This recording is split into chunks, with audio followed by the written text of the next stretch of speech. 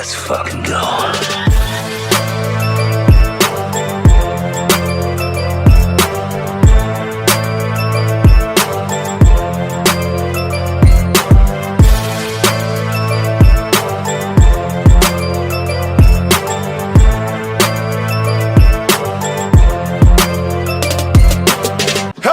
Welcome to the Comic Game Movie Show. My name is Deshaun, and today I'm here to review the penultimate episode of Daredevil Born Again, episode 8.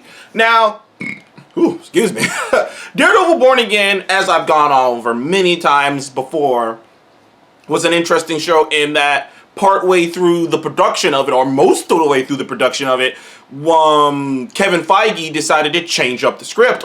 So I've gone over this before, but I'll go over it again because I just like to make sure that people understand why things are the way they are.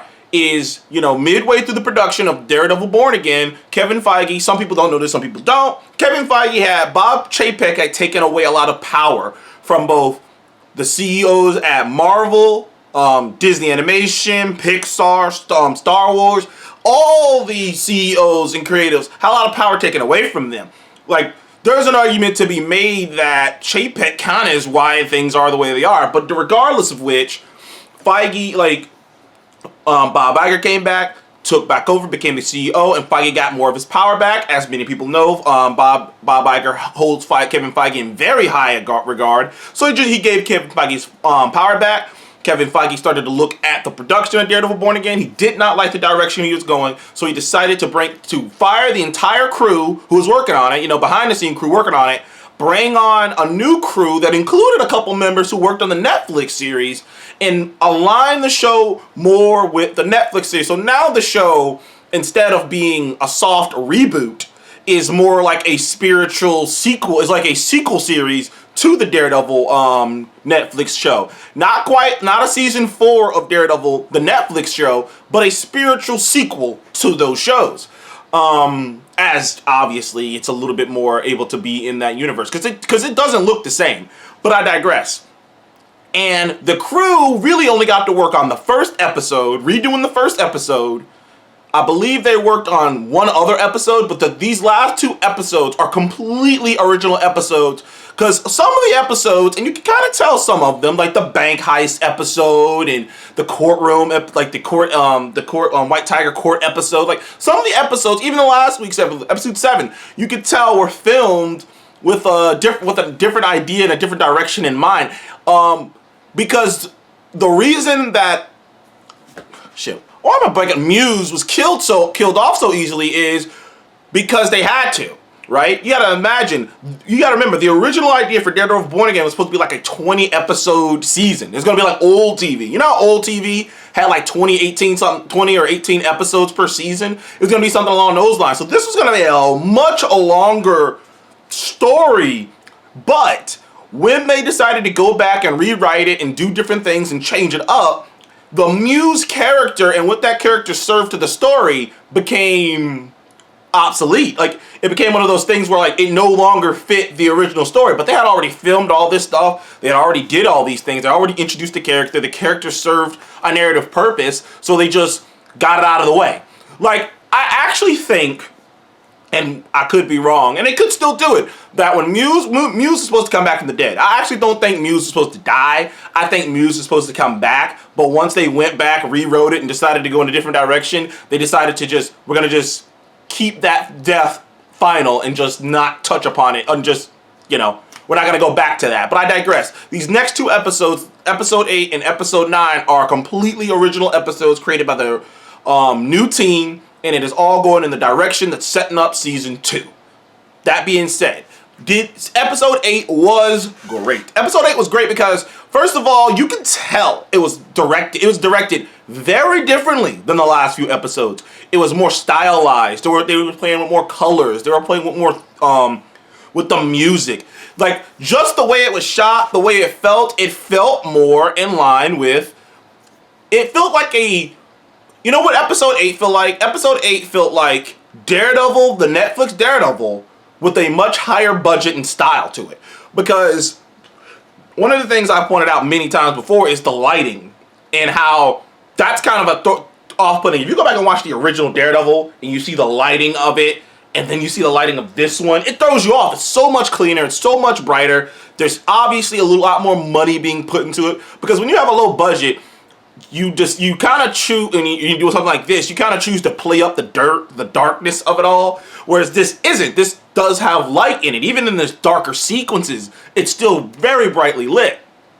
But they play with color, and none more better than when they reintroduced Poindexter, aka Bullseye, and they started playing with the blue shading and whatnot to show his mind kind of going cold. So that was cool. Also, that actor who plays Bullseye plays him so well. Bullseye is such a psychopathic killer, and he does such a great job playing him. It was cool to see him come back and come back into the fold, and go figure, Bullseye breaks out of fucking prison. Also, seeing Matt and Wilson Fisk kind of being on the opposite sides of their relationships, while Wilson and Vanessa are getting back to where they used to be and becoming closer, Matt and his girl are becoming more separate because she went through a traumatic thing and it's affected her greatly, and Matt's starting to feel like Matt's just getting angrier and angrier about the situation, and then there's this Madison case that they've been bringing up over the course of the show in the background. As it turns out, the Madison case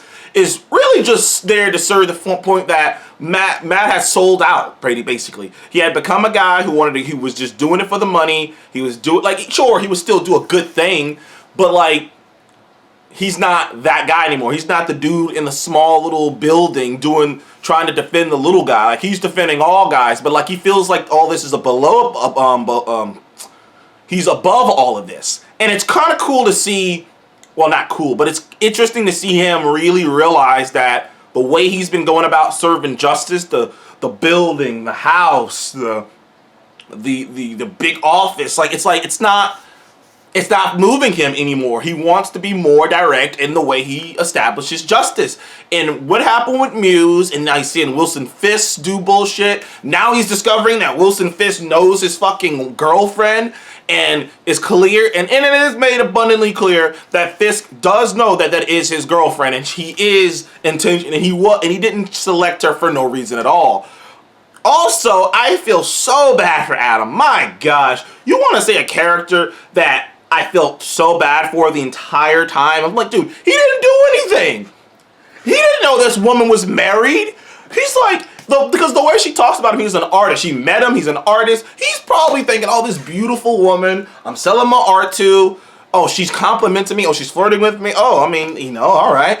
Oh, I'm having this great relationship with this beautiful woman. Just discover she has this monster of a husband locking you in a cage, just like you don't even know what's happening.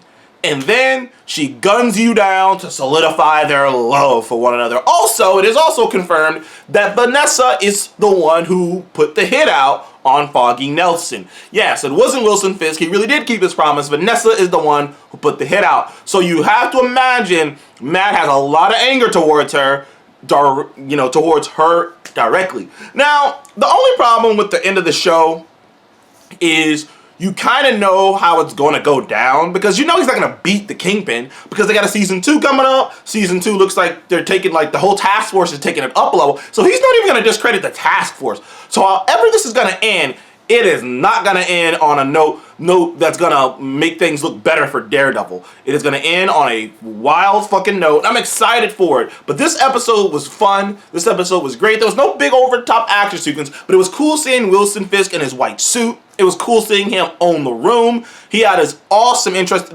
Cards are being put on the table. You have BB, the young BB, Eric.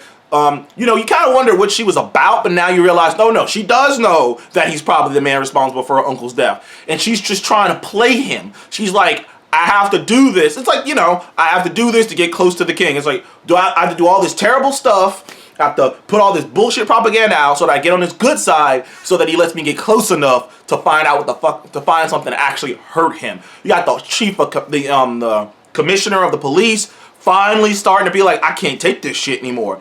And you got Fisk threatening the swordsman and threatening to reveal that he's the swordsman. So there's a lot of stuff happening right now, dude. There's a lot of moving parts. They're setting up season 2. That's the only problem I would say I have with this this episode in particular, is it's a lot of setup, dude. This episode is all setup. But I'm excited to see how they conclude. But anyways, episode 8 of Daredevil Born Again gets a 9 out of 10 from me. I enjoyed the hell out of it. It was the most stylized, visually interesting episode of the series. We got Bullseye back. We got, you know, reveals of Vanessa being responsible for Foggy's death. We're setting up season 2 very nicely. Everything is coming to a head, and I can't wait for next week, man. I can't believe, you know, it felt like we were waiting so long for this show. And everyone just kept on, you know, no matter what Disney Plus show came out, you know, can't wait to Daredevil Born Again. We can't wait to Daredevil Born Again. Over and over and over again. And now next week, the show ends. Now, granted, they're filming it right now, so we're going to get season 2 next year. So, we'll see. Anyways, thank you guys for joining in comic. Actually, anyway, before I end it here, I actually have to talk about something that does bother me about it is we'll never get to see them on the big screen. And that saddens me. Anyways, thank you guys for joining the Comic Movie Show. Please leave a like and subscribe, and I'll see you guys on the next one. Goodbye.